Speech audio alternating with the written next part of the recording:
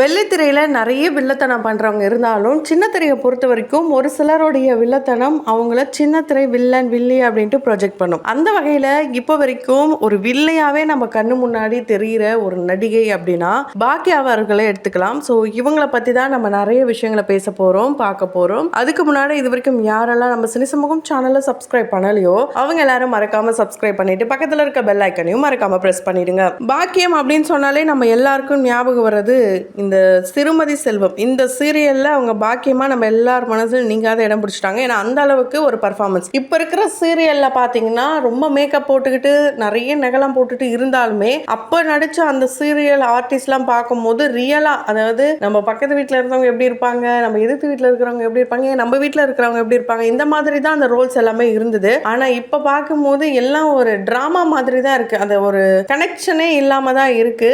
So அதெல்லாம் தாண்டி இவங்க வந்து சிறந்த வில்லி, சிறந்த நடிகை அப்படின்னு அவார்டு கிடைச்சிருக்குன்னா அது இவங்களுடைய ரோலுக்கு, இவங்க நடிச்ச அந்த ஒரு நடிப்புக்கு அப்படின்னு தான் சொல்ல முடியும். நடிப்பு அரைக்கினே சொல்லலாம். வில்லத்தனத்தை புழிஞ்சு எடுப்பாங்க சின்ன திரையில. ஸோ சின்ன திரை வில்லியான பாக்கியம கண்டிப்பா தெரியாதவங்க யாருமே இருக்க முடியாது. ஆனா இவங்களை பத்தி தெரியாத நிறைய விஷயங்கள் கண்டிப்பா இருக்கு. அந்த வகையில அது எல்லாத்தையும் தொடர்ந்து இந்த வீடியோல பார்க்கலாம். அதுக்கு முன்னாடி உங்களுக்கு இந்த பாக்கியம் அவர்களை பிடிக்காது, அதாவது அவங்களுடைய கேரக்டர் பிடிக்காது, அவங்க எனக்கு ரொம்பவே வந்து டென்ஷன் ஏத்துறாங்க, கோவலாம் பட்டிருக்கேன் அவங்களுடைய கேரக்டர் பார்த்து அப்படின்ட்டு யாரெல்லாம் சொல்றீங்களோ அவங்க மறக்காம கமெண்ட் பாக்ஸ்ல கமெண்ட் பண்ணிடுங்க. பாக்கியமா நம்ம மனசுல நீங்காத இடம் பிடிச்சா இவங்களுடைய ரியல் நேம் கௌதமி வேம்புநாதன். ஸோ கிட்டத்தட்ட 20 வருஷமா இவங்க இந்த இண்டஸ்ட்ரியில இருக்காங்க.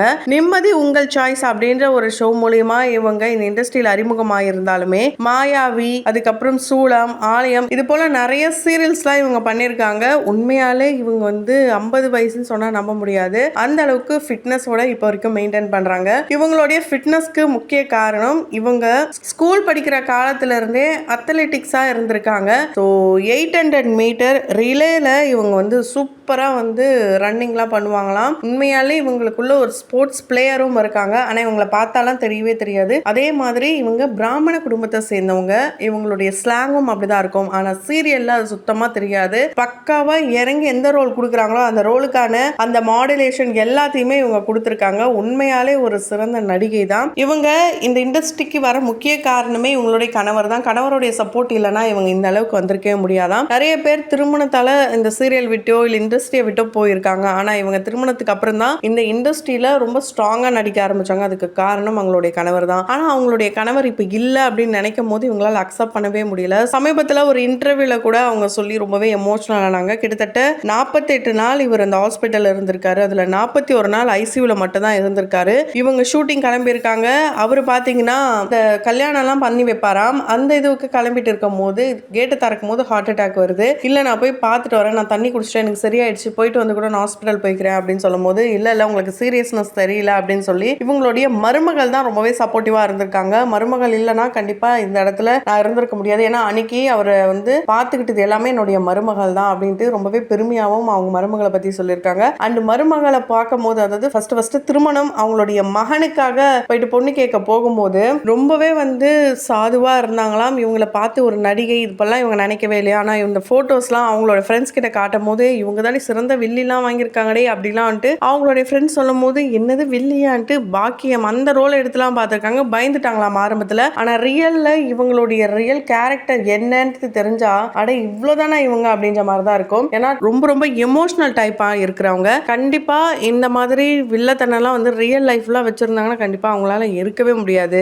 ஆனா இவங்க வந்து ரொம்ப ரொம்ப சூப்பர் கேரக்டராங்க. இவங்களை சுத்தி இருக்கிறவங்க எல்லாருமே ஜாலியா சந்தோஷமா இருக்கணும் அப்படின்னு தான் நினைப்பாங்களாம். ஸோ இவங்களுடைய ஹஸ்பண்ட் ஹாஸ்பிட்டல் அட்மிட் பண்ணிட்டு நான் அது போயிட்டு வந்துடுறேங்கன்ட்டு அந்த மேரேஜ் பண்ண போற அந்த ஒரு பிளேஸ்க்கும் போயிட்டு வேற ஒரு ஐயரையும் அரேஞ்ச் பண்ணி கொடுத்துட்டு அதுக்கப்புறம் தான் இந்த மேரேஜை முடிச்சுட்டு வந்திருக்காங்க. இவங்களும் ஷூட்டிங்க்கும் கிளம்பியிருக்காங்க. அப்போ அவங்க சொல்லிட்டு போகும்போது இங்க நம்மளுடைய ப்ரொஃபஷனுக்கு வந்து மரியாதை கொடுக்கறது ரொம்ப ரொம்ப அதிகம் எங்க வீட்டில். அதனால தான் அவர் வந்து அப்போ ஓகே சொன்னாரு. ஸோ நான் அங்கிருந்தே தான் ஆக்டிங்க்கு போயிட்டு அந்த ஷூட்டிங் ஸ்பாட்லாம் போயிட்டு வந்தேன். உண்மையாலே என்னுடைய கணவர் என்னை பார்த்துக்கிட்ட மாதிரி யாருமே என்னை பார்த்துக்கவே முடியாது. அந்த அளவுக்கு ரொம்பவே தங்கமான மனுஷர்ன்ட்டு ஒரு கணவரை பற்றி அவர் இறந்ததுக்கு அப்புறம் ரொம்ப பெருமையா பேசுற மனைவிகள் வந்து ஒரு சிலர் தான். அதுல இவங்களும் கூட சொல்லலாம். ஏன்னா இப்ப இருக்கும் போதே டிவோர்ஸ், அவன் இதை பண்ணா அவள் இப்படி பண்ணான்ட்டு அவங்களுடைய சந்தோஷமான நினைவுகள் கூட திரும்பவே பார்க்க கூடாதுன்ற அளவுக்குலாம் மோசமா கிரிட்டிசைஸ் பண்ணிக்கிட்டு அவங்க ரெண்டு பேரும் இமேஜை டேமேஜ் பண்ணிட்டு தான் பிரிஞ்சு போறாங்க. ஸோ அப்படிப்பட்ட காலகட்டத்தில் ரொம்பவே எமோஷனலா பேசி பேசியிருக்காங்க.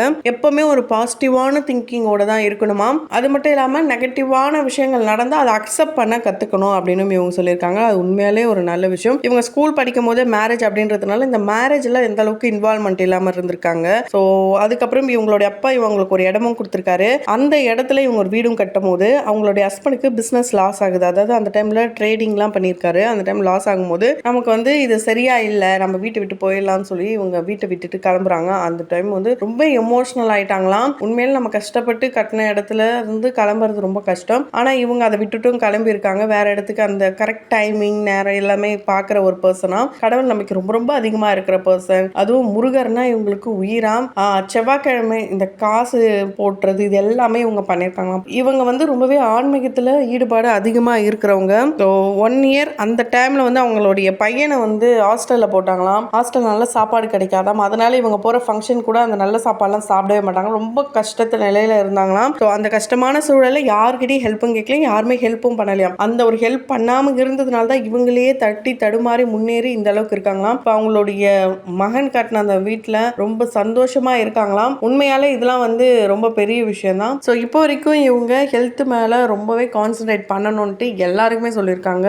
உங்களை நீங்கள் ரொம்ப பாதுகாக்க உங்களுக்கு ரொம்ப பிடிக்க ஆரம்பிக்கும். ஃபிட்னஸோடு இருங்க, எல்லாரும் ஹெல்த்தியான லைஃப் ஸ்டைலாக வாழுங்க அப்படின்னு சொல்லியிருக்காங்க. அது 100க்கு 100 உண்மை. இப்போ இருக்கிற காலகட்டத்தில் வேகமாக எல்லாரும் ஓடுறோம், நல்லா சாப்பிடணும், நல்லா சம்பாதிக்கணும், ஜிம் போகிறது, இது போல் வந்து சிஸ்டம் மாறினாலுமே நம்மளை இன்டெப்த்தாக நம்ம தான் கவனிச்சுக்கணும். அது மட்டும் இல்லாமல் இவங்க திருமதி செல்வத்தை தாண்டி கோவில்பட்டி வீரலட்சுமி படத்தில் சிம்ரன் அவர்களுடைய அம்மா கேரக்டர் பண்ணியிருக்காங்க. அந்த டைமில் அவங்க நடித்த அந்த ஒரு சீரியல் அந்த மூவி எல்லாத்தையும் பார்த்துட்டு தான் டைரக்டர் அண்டு தனுஷ் அவர்களுடைய அண்ணனான செல்வராகவன் சார் இவங்களை கூப்பிட்டு காதல் கொண்டேன் படத்தில் நடிக்க வச்சிருக்காரு. அந்த ஒரு சீன் இவங்க வந்து டெஸ்டிங் பண்ணும் போது செமையாக நடிச்சாங்களாம். உண்மையாலே இவ்வளோ சூப்பராக வரும் எதிர்பார்க்கவே இல்லையா.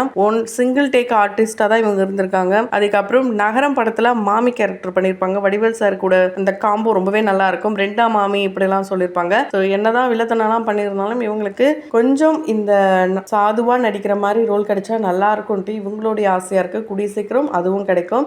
இப்போ கரண்ட்ல பாண்டியன் ஸ்டோர் சீரியல்ல செமையா பின்னி படல் எடுக்கிறாங்க. உண்மையாலே இவங்களுடைய இந்த ரோலை பார்த்தா திரும்ப இவங்களுடைய வீட்டுக்கே போகக்கூடாதுன்ற அளவுக்கு தான் அந்த ஒரு கேரக்டரை ஜஸ்டிஃபை கொடுத்துருக்காங்க. உண்மையாலே சூப்பராக நடிக்கிறாங்க. அந்த வகையில் தங்கமயிலுக்கு என் பொண்ணுக்கு நல்லது நடக்கணும் அப்படின்னு சொல்லி பல விஷயங்களை போராடிட்டு இருக்காங்க. அதுக்கு வெற்றி கிடைக்குதா இல்லையான்ட்டு நம்ம பொறுத்து இருந்து தான் பார்க்கணும். அதுக்கு முன்னாடி இவங்களை பற்றி நீங்கள் என்ன நினைக்கிறீங்க, உங்களுடைய கருத்துக்களை கமெண்ட் பாக்ஸில் மறக்காம கமெண்ட் பண்ணுங்க. தொடர்ந்து வீடியோஸ்லாம் பார்க்கணும்னு நினச்சிங்கன்னா உடனே நம்ம சினி சமூகம் சேனலை சப்ஸ்கிரைப் பண்ணிடுங்க. கூடவே பக்கத்தில் இருக்க பெல் ஐக்கனையும் மறக்காம ப்ரெஸ் பண்ணிடுங்க.